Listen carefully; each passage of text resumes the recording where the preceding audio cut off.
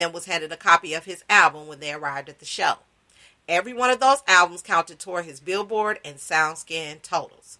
Of course, new rules were immediately put in place to prevent other artists from exploiting this tactic in the future.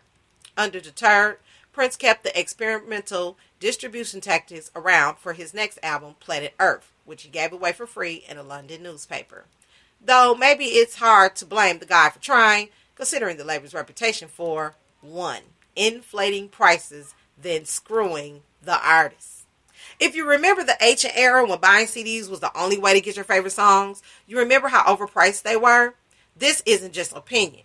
There was a class action lawsuit that charged the music industry with illegal price fixing and ended up with a payout to consumers to the tune of $67.4 million in cash and $75.7 million in free CDs, all of which probably sucked. This is why people started desperately downloading tracks that would take an hour over a 56K dial-up connection. Yeah. And you would expect that the situation would have just righted itself as downloadable files began to overtake physical discs as the medium of choice. But surprisingly, things only got worse once that change happened. This time, the various record labels conspired to set an artificial price floor for downloads. Fortunately, these were pre-iTunes problems that only happened with dinosaur music services like Press Play and MusicNet, which would have both been just as useful not existing at all. But that has forced labels to get creative. For instance, in the wake of the untimely death of pop legend Whitney Houston, fans noticed that less than 30 minutes after news of the singer's death broke, her album prices skyrocketed on iTunes and Amazon. The price for her 2007 album, The Ultimate Collection, for example, jumped from $4.74 to $12.62 in mere hours. But isn't this sort of mess also that greedy rock stars can live the rock star lifestyle? These are people who spend their downtime having snowball fights with bikini models, where the snowballs are made out of cocaine. Nope. For the most part, the artist doesn't make nothing from record labels or record sales. Not only can the label wind up keeping all the profits or even an album that goes platinum, but the band can actually wind up deeply in debt to the label. For instance, after selling over 2 million records and receiving precisely nothing, the band 30 Seconds to Mars still owe EMI over $1 million. How is that even possible? Easy. The label makes the musician cover the cost of everything, from recording the album to promotion to shooting the videos. It all counts against their cut of the record sales. Courtney Love, of all people, walks us through how it works. Young artists find out they're getting $1 million advance from the label, and they think they've won the lottery. Then they find out that recording the album, promoting it, shooting the video, and other costs wipe out the advance and then some. So, their debut album can go double platinum and they'll still be in the red, having to pay back the label with their cut of the record sales, which is almost impossible because the artist's cut is tiny. Lyle Lovett, after selling over 4 million albums during the course of his career, says he has not seen one damn cent. So, if you want to build a cocaine snowman, don't start a band. Go work for the label. There's probably not as many groupies, though.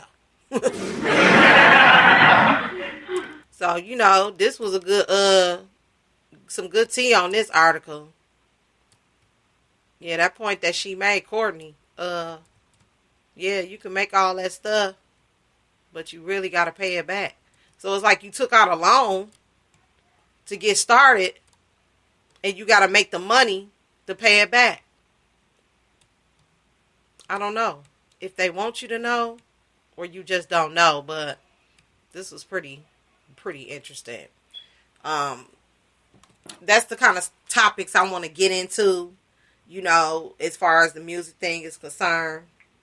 And I want to stay, in the realm of music leadership, because I think because of that, these things can happen if you don't have it.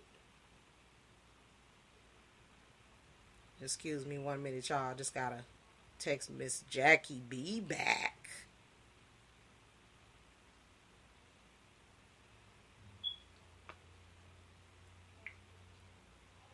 Yeah, so it just blows my mind that a lot of this stuff that we need to know, we really need to start researching and finding out what we're getting into, because there's a lot of things that you can miss, and it'll cost you thousands of dollars in return because you're not paying attention to what's going on. So when we come back, we're going to do quote for the day, how to write a song for beginners, top songwriting tips. And since I'm a songwriter, I thought I'd share this interesting blog with you when we return. So stay tuned now. Don't move. We'll be back.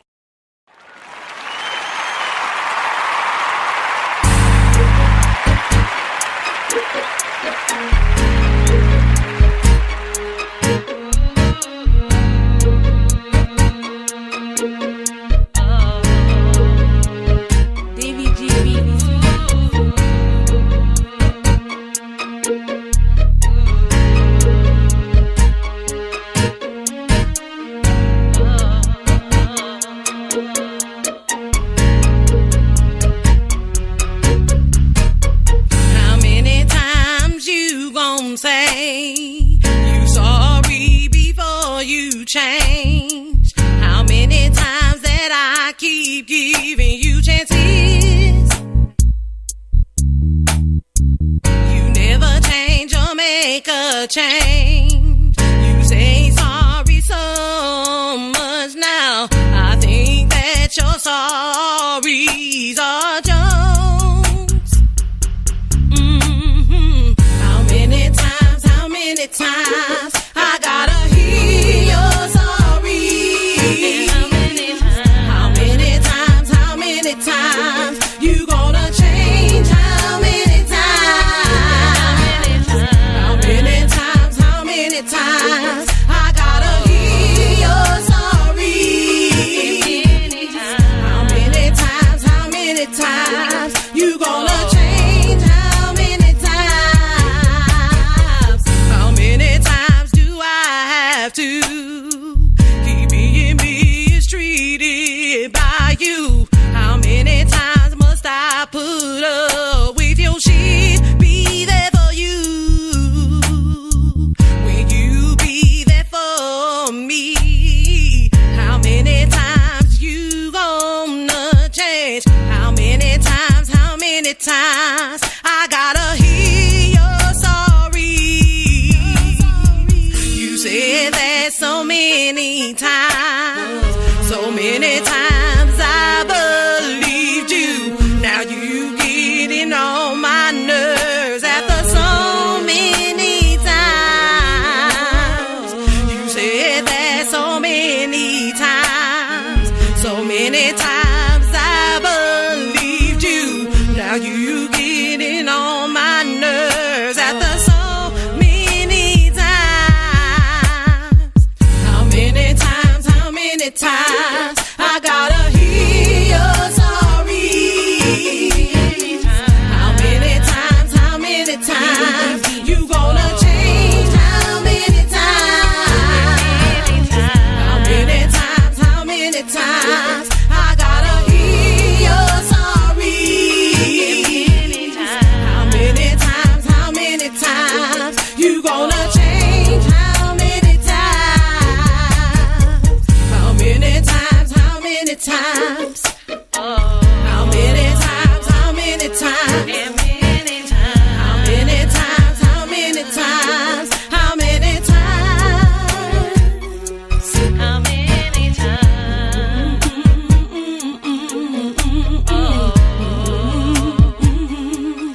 many times?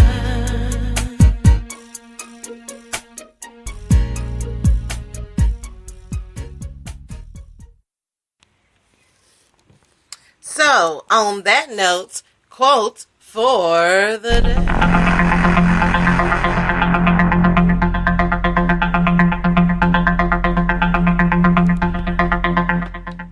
We are coming from Independent Music Advice at www.independentmusicadvice.com/how-to-write-more-2-794.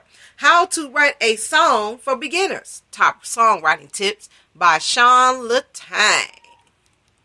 Today, we're going to look at how to write a song for beginners in terms of lyrics. If you decided you want to write a song and need help picking the subject and structuring the song properly, this is the guide for you. Some guides on writing songs are overly complex and often overload you with information you don't really need to know. I tried to avoid that in this guide, giving you just the steps you need to get started on writing your song within the next 20 minutes or so. But anyway, I don't want to waste time with intros. Let's get right into this so you can move to writing your first song. P.S. This guide refers to writing lyrics, not writing music. If you find this guide useful, please share it using the social links at the top of this post. Thank you. How to write a song. Picking your subject. Without doubt, one of the most important parts of writing a good song is getting down the right subject matter. While the backing track, the flow of your lyrics, and more are all important if you really want your fans to connect with your music. You have to sing or rap about the right things. Depending on your genre of music and how you want people to relate to you, the right thing will vary for each individual musician. So if you're trying to write lyrics, if you're new to writing lyrics, how will you know which subjects you should be talking about in your songs? Well, there are two ways you can figure this out. 1, write about whatever is on your mind. When you're writing, you want to get a real part of you into your songs. This means you will often have to take what you're feeling and display it on a track for all to hear. Writing about your personal experiences, good and bad, will really allow the listeners to relate to you. If they can relate and see some of themselves inside you, it'll make it that much easier to convert these people into long-term fans. While you don't always have to write about total truths or do songs that are talking about you personally, this is a good way to get started and practice lyric creation. It'll mean there's no thinking about what to write about next. You'll already have the full story in your head, so just let it flow out.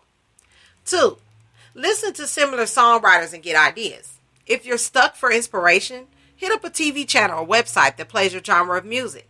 Have a look at the other acts of these channels and see what the themes for their lyrics are. Is there a common theme that continues to come up song after song? If so, there's a good chance it's a proven song subject that is currently working at the moment. My advice is to write a song with this subject, but try and do it differently from the others. As you become a better songwriter, you will want to come up with unique ideas of your own. But while you're still in practicing mode, it may be best to learn the methods that are currently working. In addition to those 2 ideas, it's never a bad idea to brainstorm a few subjects as well.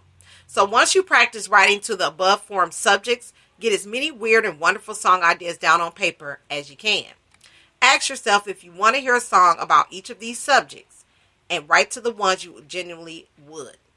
The ones that make people think, relate to you, laugh, or dance are often the best subject ideas to go with. Writing your first song. The structure. Once you have your subject, the next stage is to write the song.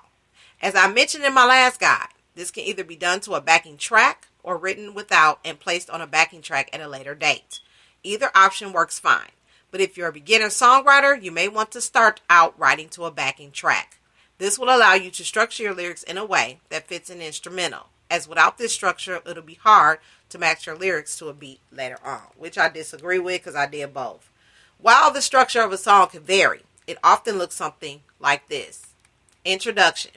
This is the optional, as you can always leave the instrumental to play as the intro, then go straight into verse 1. If you decide to do an introduction, you can either have you talking in it or singing, ad-libbing random ooh and yers. Verse 1, the beginning of your song.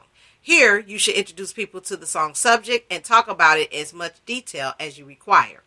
Chorus 1, the chorus will hold the main part of your song and sum up the subject matter in full. To make your song really stay in people's mind, you may want to make the chorus catchy.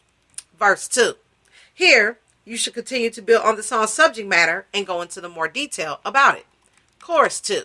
Your first chorus done again. Breakdown. Once again, this is optional, can be instead be replaced with a third verse if you prefer. A breakdown, though, is where you change up the style of the song and build it up so the next chorus sounds explosive when it comes in. You can make it so your lyrics here are there slower, quieter, or just change up the way they're delivered.